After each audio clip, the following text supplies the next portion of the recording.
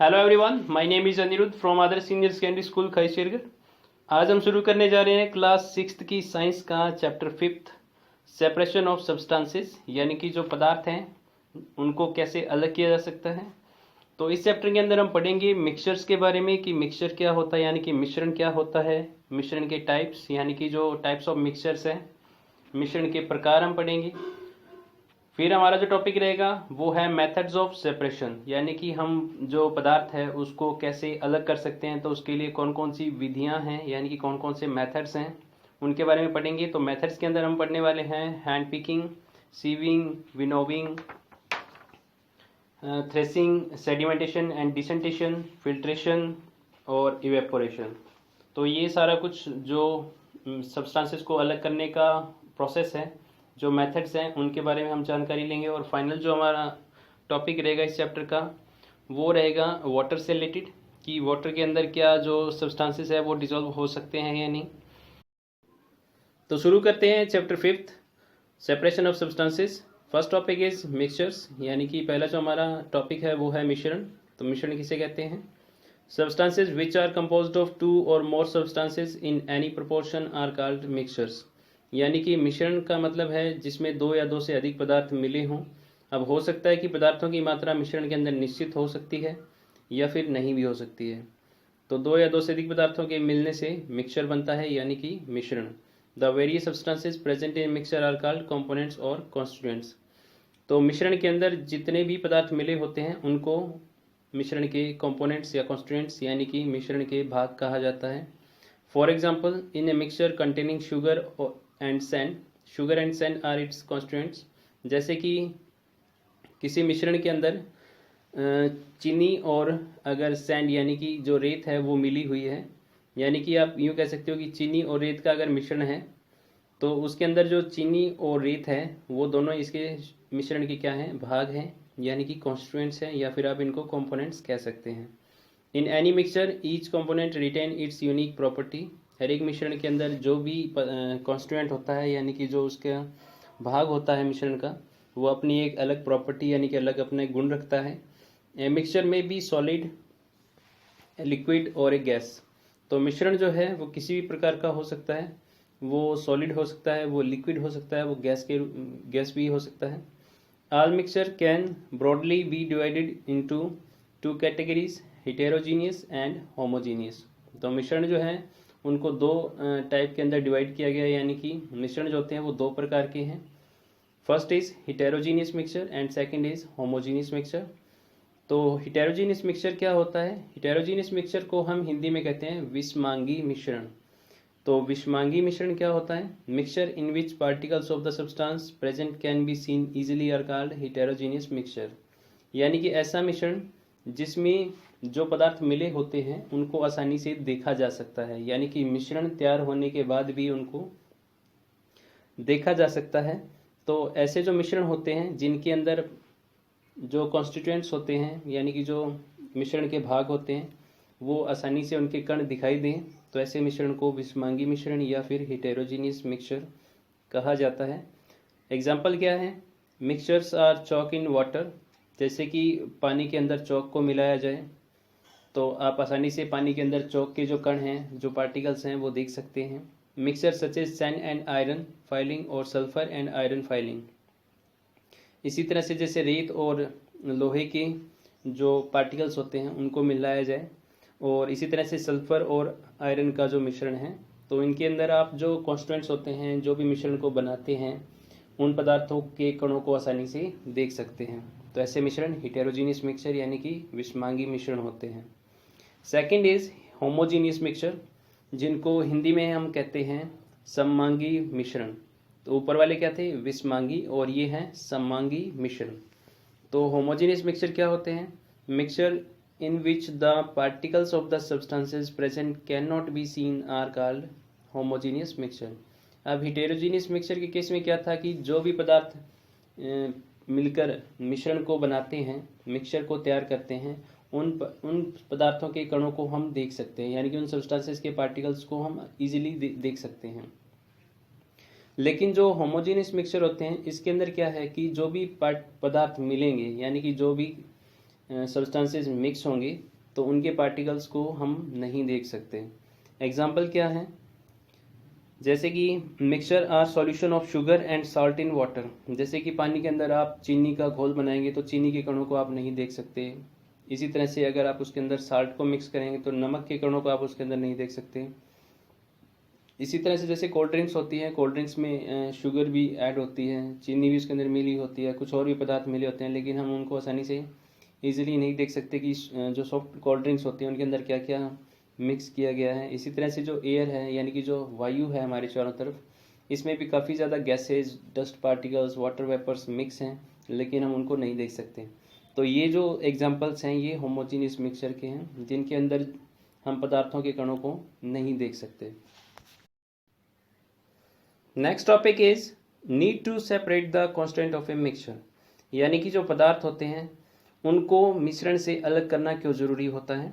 The separation of constants of substance is carried out for the following purposes. तो यहाँ पे कुछ कारण बताए गए हैं कि हम मिश्रण में से पदार्थों को अलग क्यों करते हैं, यानी कि जो मिक्सचर है उसमें से जो सब्सटेंसेज हैं उनको सेपरेट क्यों करते हैं। टू रिमूव एनी हार्मफुल और अनडिजायरेबल कॉन्स्टेंट, यानी कि मिश्रण के अंदर हो सकता है कि कोई ऐसा पदार्थ हो जो कि जहरीला हो, यानी कि टॉक्सिक हो, नुकसानदायक हो, ठीक है। तो ऐसे पदार्थों को अलग करने के लिए सेपरेट करना यानी कि उनको मिश्रण से अलग करना जरूरी हो जाता है। एग्जाम्पल देखिए यहाँ पे, small pieces of stones and undesirable steel grains are removed from the rice and dals before cooking, यानी कि जो दाल होती है या चावल होते हैं उनको पकाने से पहले उनके अंदर जो भी कंकड़ पत्थर छोटे होते हैं या फिर कोई अन्य प्रकार का कोई अनाज उसके अंदर मिला हुआ है तो उनको अलग किया जाता है।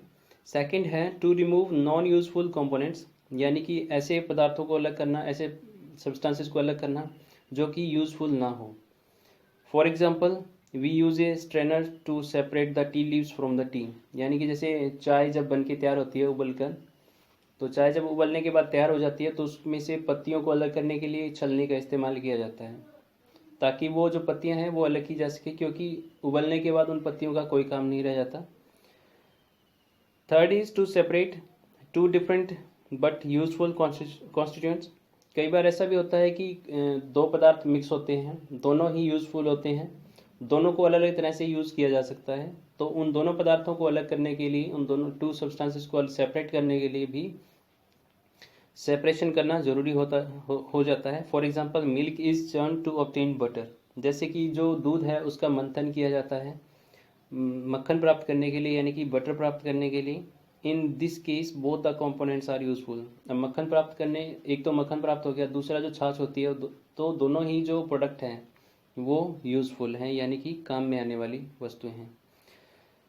मेथड्स ऑफ सेपरेशन, अब हम देख लेते हैं कि कौन कौन से मेथड्स का इस्तेमाल किया जाता है, कौन कौन सी जो विधियां हैं वो प्रयोग में लाई जाती है पदार्थों को अलग करने के लिए।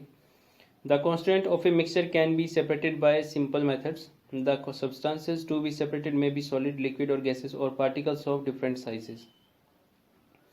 तो जो मिक्सचर हैं उसमें से पदार्थों को अलग करने के लिए अलग अलग मेथड्स यानी कि डिफरेंट जो मेथड्स हैं उनका इस्तेमाल किया जाता है।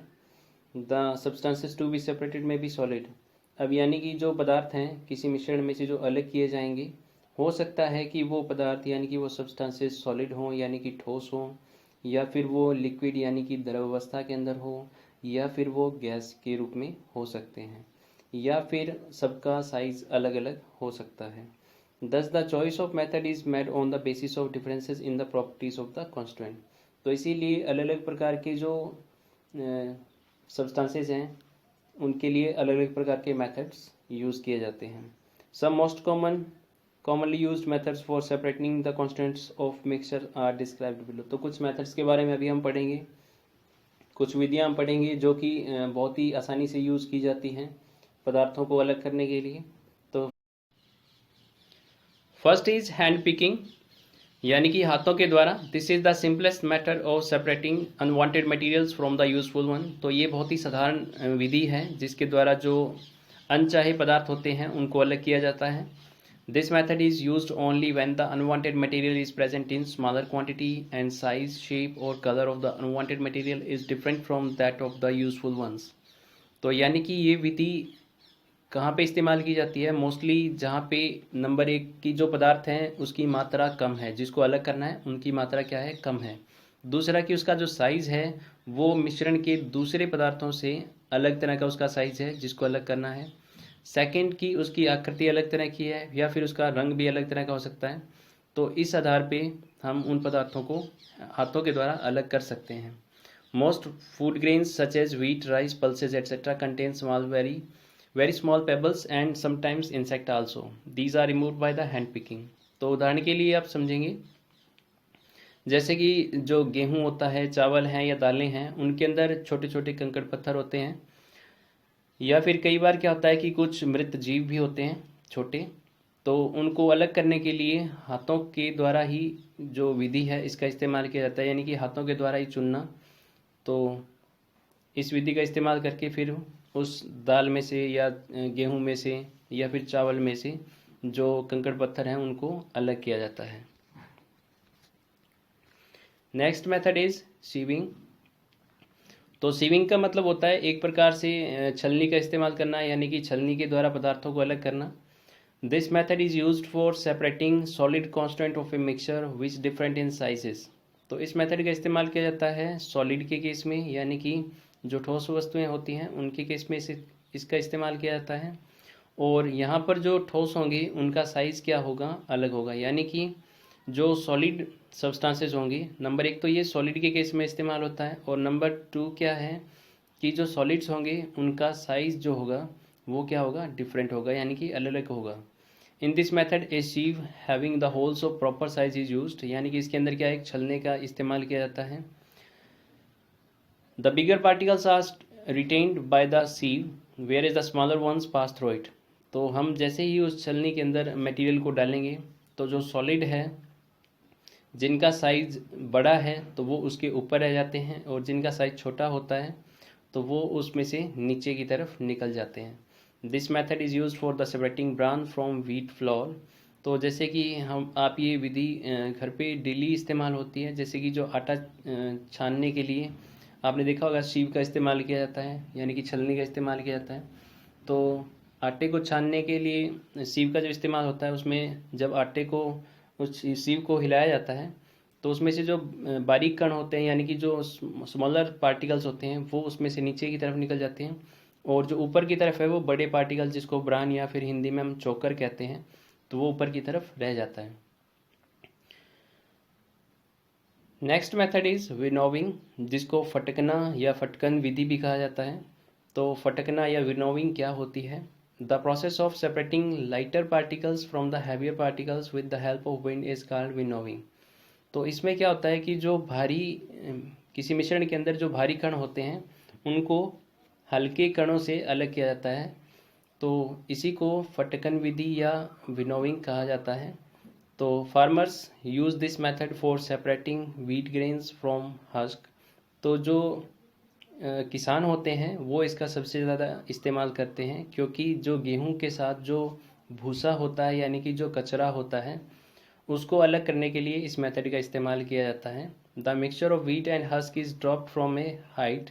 तो यहाँ पे क्या है कि जो मिक्सचर होता है, यानी कि गेहूं और उस भूसे का जो, यानी कि जो कचरा गेहूं के साथ मिक्स होता है, तो उसको एक थोड़ा सा ऊंचाई से नीचे की तरफ गिराया जाता है। The lighter husk is carried by the wind and forms a heap at small distance away. तो जब उसको ऊपर से नीचे की तरफ गिराया जाता है तो जो लाइटर पार्टिकल्स होते हैं, यानी कि जो कचरा होगा उसके अंदर या जो भूसा होगा, यानी कि जिसको हस्क कहते हैं, तो वो हवा की वजह से गेहूं से अलग होकर आगे की तरफ इकट्ठा होना शुरू हो जाता है। The wheat grains being heavier falls almost vertical from a separate heap nearby. लेकिन जो गेहूं होता है वो हवा के साथ नहीं उड़ पाता है और वो सीधा नीचे की तरफ इकट्ठा हो जाता है। The husk is used as a fodder for cattle. उसके बाद जो भी वो भूसा होता है या जो कचरा होता है उसका इस्तेमाल पशुओं को चारे के रूप में किया जाता है। तो यही थी विनोविंग। कल हम और करेंगे, और कई सारे मेथड्स हैं, जैसे कि थ्रेसिंग है या सेडिमेंटेशन, फिल्ट्रेशन, तो इनके बारे में भी हम पढ़ेंगे। तो आज के लिए बस इतना ही। Thank you.